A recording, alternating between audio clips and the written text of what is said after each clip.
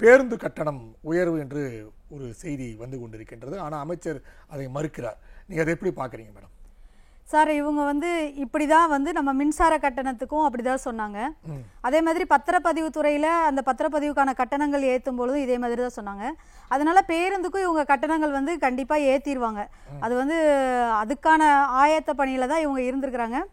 இது பார்த்தீங்க அப்படின்னு சொன்னால் மக்களுக்கு மேலும் சுமையை அதிகரிக்கக்கூடிய ஒரு செயல் தான். ஏன்னா ஏற்கனவே பால் விலை அதிகம் பண்ணிட்டாங்க, சொத்து வரி, வீட்டு வரி, பார்த்திங்கன்னா குடிநீர் கழிவுநீர் இணைப்புக்கான வரிகள், அந்த மாதிரி எல்லாமே இந்த திராவிட மாடல் ஆட்சியில் அதிகப்படியான செலவுகளை தான், பாரத்தை தான் மக்கள் தலையில் தூக்கி வச்சு இந்த அரசாங்கமானது பண்ணிக்கிட்டு இருக்காங்க.